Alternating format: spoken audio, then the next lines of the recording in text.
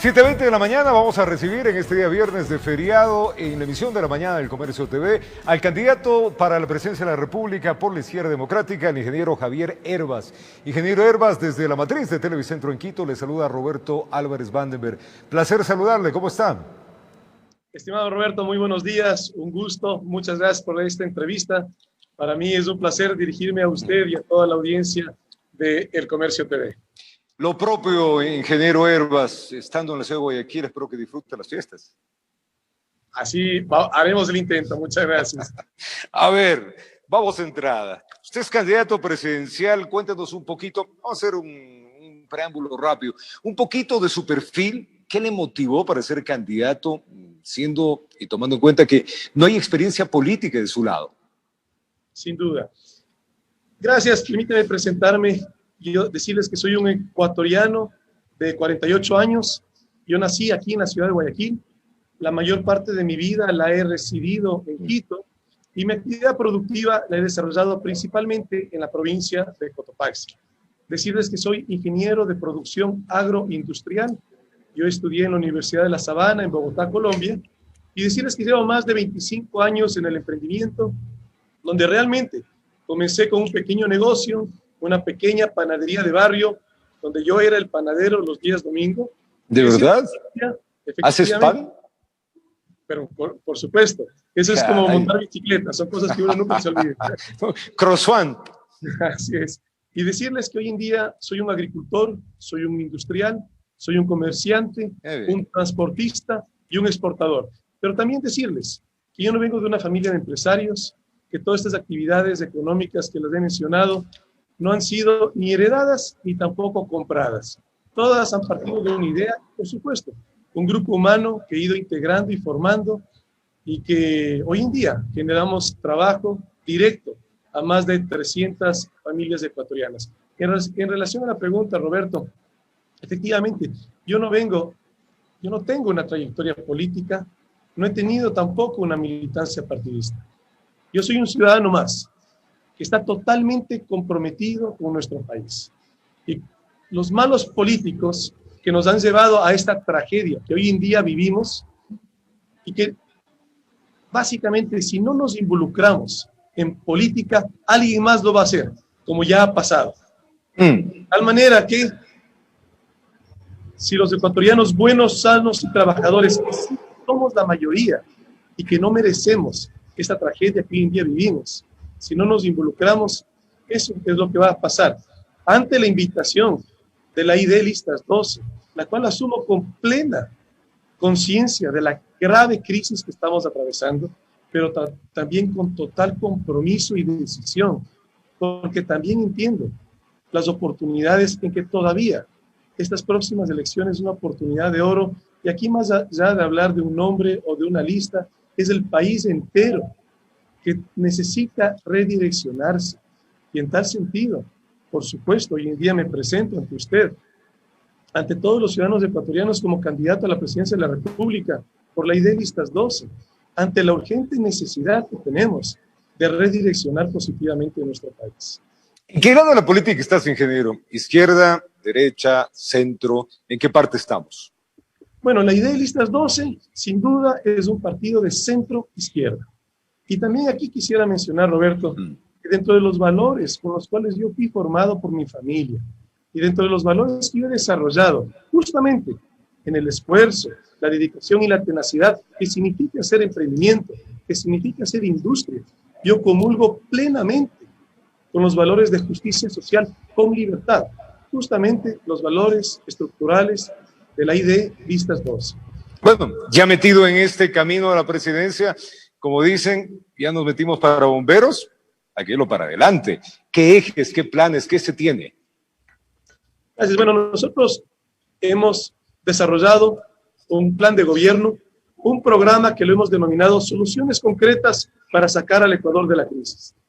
Este programa está estructurado en 3 pilares fundamentales: soluciones económicas y productivas, soluciones de justicia social, salud, educación, alimentación y soluciones de valores democráticos y transparencia del Estado. Pero sí, Roberto, ante la urgencia que hoy en día vivimos y ante las necesidades de los ciudadanos y las familias ecuatorianas. Sin duda, las soluciones económicas y productivas en este momento es la urgencia. Hagamos cositas rápidas, ingeniero. Creo que está saturado el micrófono, está en el máster mío de la entrada del streaming. Gracias. La economía. A ver, el país pasa por una crisis producto no solamente de la pandemia, de 14 años, problemas que ha habido, 20 atrás también, en fin, un manejo económico que no nos ha llevado absolutamente a nada. ¿Qué haríamos?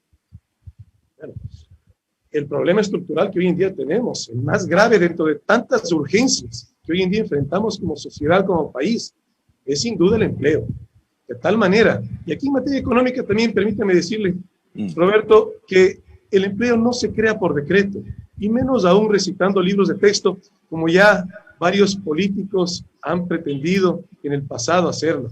El empleo es consecuencia de una dinamización económica y fundamentalmente de liquidez en el aparato productivo.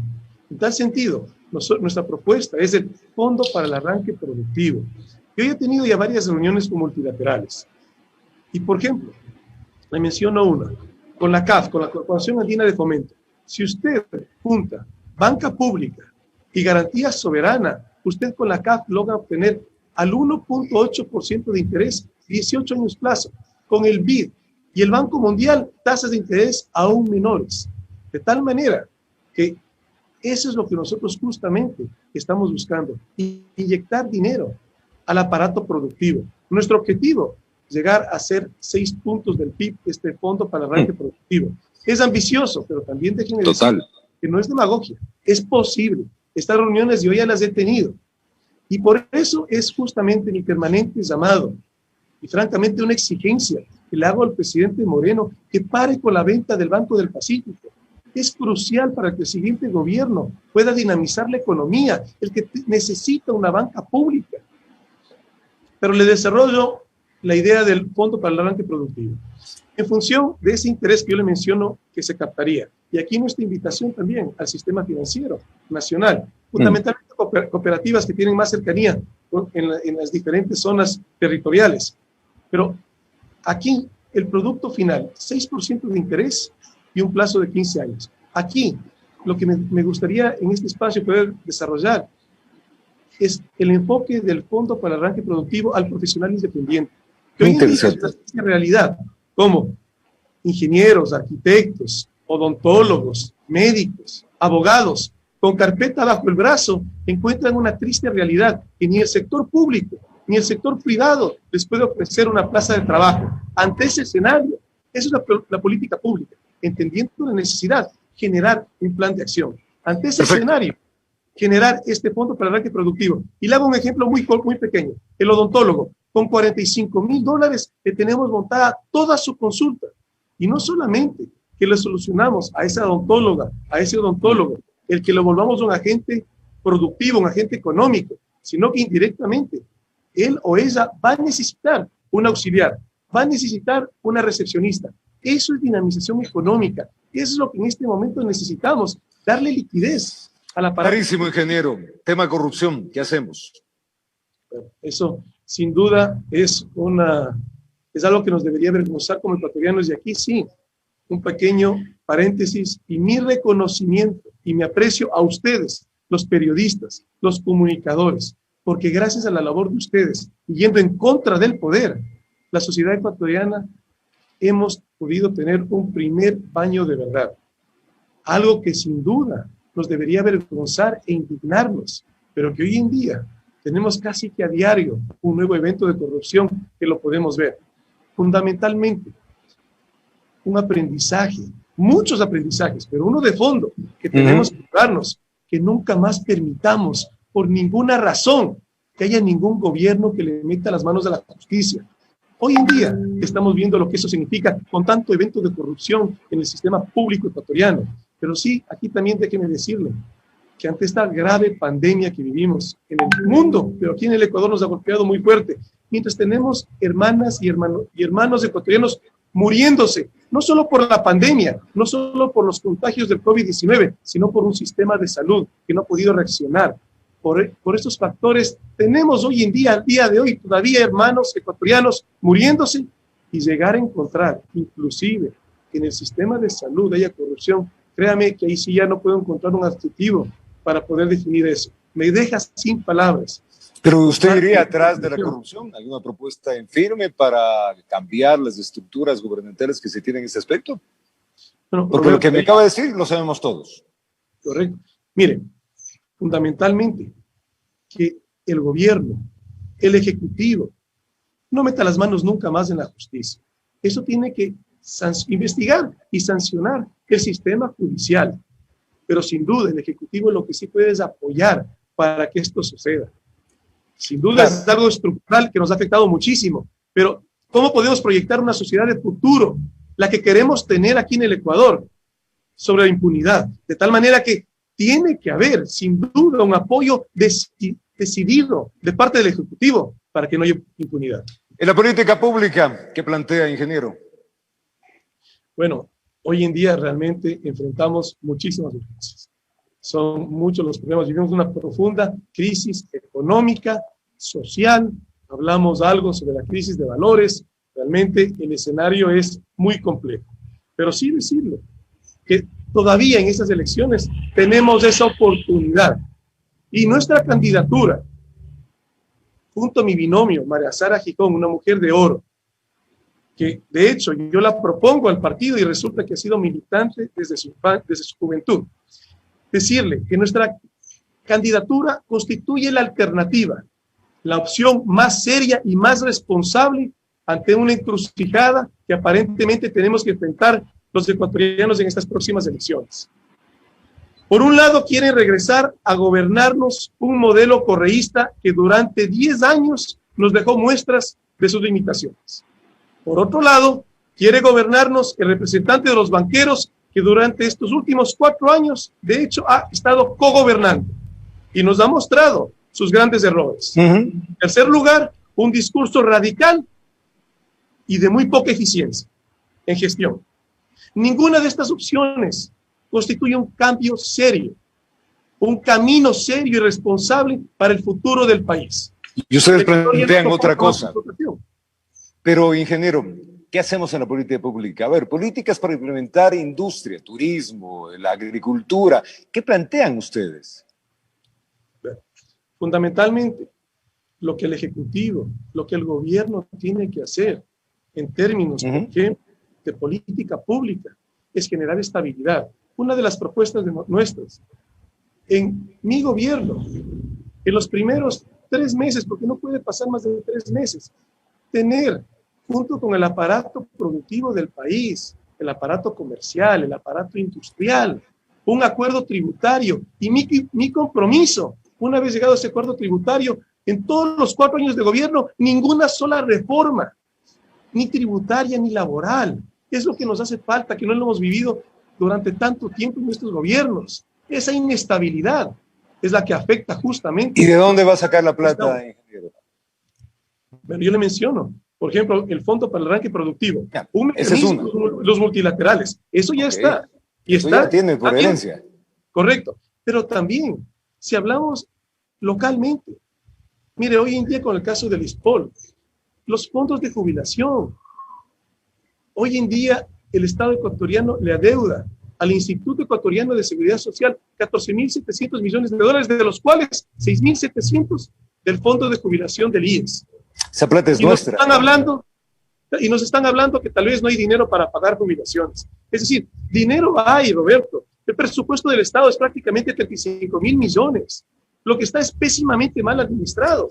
Ok, y usted cambiaría toda esa estructura. El tema educacional es otro talón de Aquiles que con esta pandemia pues se ha hecho ver. ¿Usted qué cambios plantea?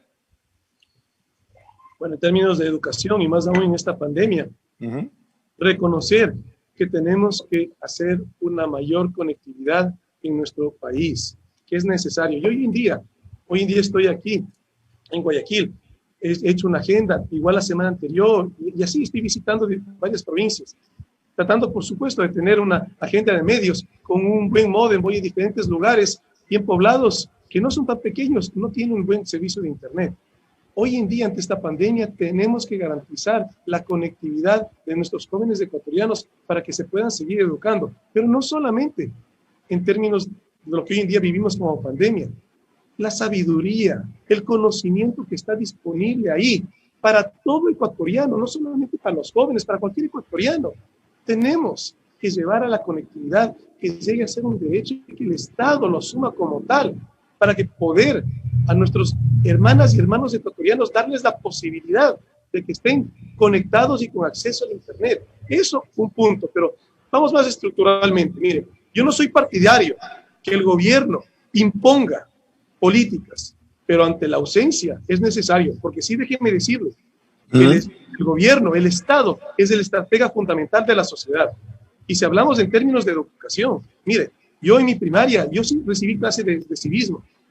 Todos. El amor a la patria es importante, pero no estamos hablando solamente de eso. Lógica y ética también nos dieron, ahora les quitaron la lógica y ética. Imagínese usted lo que estamos yendo para atrás. En la primaria tenemos que tener clase de civismo. Y le decía, no solamente por el amor a la patria, el aprender a respetar a las mujeres, el aprender a respetar la naturaleza. Es que son valores. Valores. Eso es fundamental. Si hablamos de la secundaria, mire, el Ecuador es líder en la región en emprendimientos. Y tristemente, que los primeros 3 años se convierten en fracaso, que es la etapa más difícil de un emprendimiento.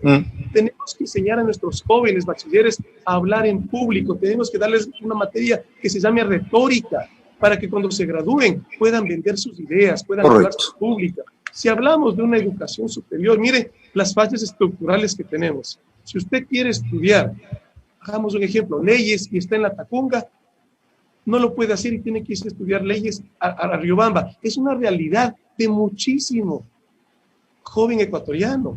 Es que aquí no estamos hablando de casos aislados, es la gran mayoría. Pero también aquí lo que tenemos que impulsar es la formación dual. Tenemos que impulsar la formación tecnológica. Hoy en día, nuestra sociedad ha tomado un camino equivocado que le estamos vendiendo a nuestros jóvenes la idea que si no es un profesional, es un fracasado. Y le forzamos a que tenga que estudiar una carrera de 5 años, una profesión, cuando de hecho muchos jóvenes tienen talentos y aptitudes que si los desarrollan estarían mucho más a gusto. Y no solo eso, mire usted, Alemania, un tecnólogo muchas veces gana más que un profesional. Pero por supuesto aquí no estamos hablando solamente en términos económicos. Aquí estamos hablando de las aptitudes, las capacidades y también la realidad. Mucho joven ecuatoriano deserta de la universidad porque no tiene el recurso económico y sin embargo podría ser productivo mucho antes estudiando una tecnología. Eso, otro de los aspectos que en términos de educación, en términos Ingeniero Hervas, nos dio para atrás. Muchísimas gracias por habernos permitido conocerle un poquito más y habrá oportunidad de ir ampliando todos estos temas que suenan muy interesantes. Desearle que el feriado lo disfrute. Muchas gracias, Roberto. A las órdenes. Un último mensaje, si me lo permite. Decirle a mis hermanas, a mis hermanos ecuatorianos que nuestro país, nuestro Ecuador, ya no tolera más confrontación. Lo que todos los ecuatorianos necesitamos son soluciones concretas. Y ahora, muchas gracias, muy buenos días, Roberto. Gracias al ingeniero Javier Hervas, candidato presidencial de la Izquierda Democrática. Aquí hacemos una pausa en la edición de la mañana del Comercio TV. Retornamos en breve, no se vayan.